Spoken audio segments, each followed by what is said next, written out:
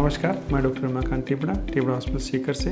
जब भी आप अपने चिकित्सक को दिखाने जाएं तो आपको क्या ध्यान रखना चाहिए। सबसे पहली चीज़ है, आप अपने जो भी तकलीफ़ है, जो परेशानी है, उन सब के बारे में एक डिटेल लिस्ट बनाएं और लिस्ट को आप साथ में रखें, ताकि आप जब चिकित्सक के यहाँ दिखा करके निकलें तो आपको ये नहीं हो कि मैं ये परेशानी तो पूछना भूल ही गया। दूसरी चीज़, अपने एक परिवार के मेंबर को अपने साथ रखें ताकि आपकी परेशानी को वो भी समझ सकें और आपको आपके इलाज को ध्यान में रख सकें। तीसरा, आपकी जो भी पुरानी बीमारियां हैं, कोई पुराना इलाज हुआ है, पुरानी कोई जांच रिपोर्ट्स हैं, वो ज़रूर साथ में लेकर के व्यवस्थित करके लाएं ताकि उनको चिकित्सक को दिखाने में आपको परेशानी नहीं हो और डॉक्टर को देखने में भी आसानी रहे। अपने सारे बिल अलग रखें।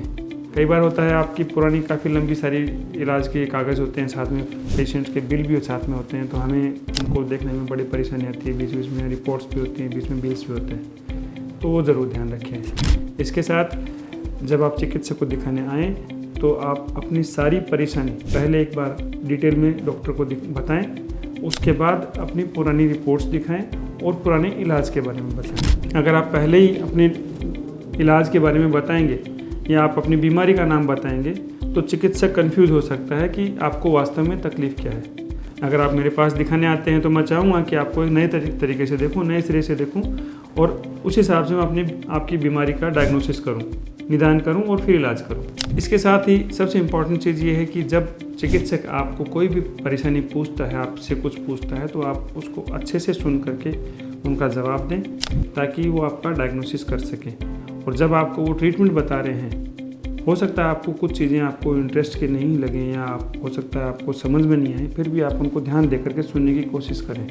चिकित्सक आपके इलाज के लिए, आपको बेहतर रिजल्ट देने के लिए अच्छी से अच्छी राय देते हैं, तो उस हर एक राय की इम्पोर्टेंस होती है और आपका पर्पज़ विजिट का यही होता है कि डॉक्टर जो आपको राय दें उनको आप इम्प्लीमेंट करें, उनको लागू करें और आपको उससे फ़ायदा हो। इसके साथ कुछ चीज़ें और ध्यान रखिएगा, जैसे अपना फ़ोन साइलेंट मोड पर रखें। जब डॉक्टर के चैम्बर में आप अंदर आए उससे पहले साइलेंट कर लें।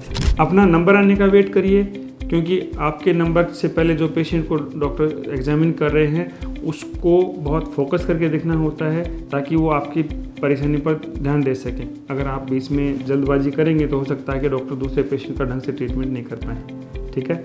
और सबसे इम्पॉर्टेंट चीज़, जब आप चिकित्सक के पास जाएं, किसी भी चिकित्सक के पास जाएं, आप उनके बारे में गहरी रिसर्च करके जाते हैं, पता करके जाते हैं कि वो बहुत अच्छे डॉक्टर होंगे, आपका अच्छे से इलाज करेंगे, तो उस पर विश्वास करिए जो आपको राय देते हैं। अगर आपका विश्वास अच्छा रहेगा तो आपको डेफिनेटली अच्छा रिजल्ट मिलेगा, अच्छा फ़ायदा होगा। हो सकता है कई बार आपको एक बार में ट्रीटमेंट पूरा नहीं हो तो आपको थोड़ी झुंझलाहट हो सकती है कि आपको इलाज से फ़ायदा नहीं हो रहा, तो एक बार दोबारा आप चिकित्सक को दिखाएं। कई बार होता है इलाज पहली बार में ट्रीटमेंट नहीं सक्सेसफुल हो पाता।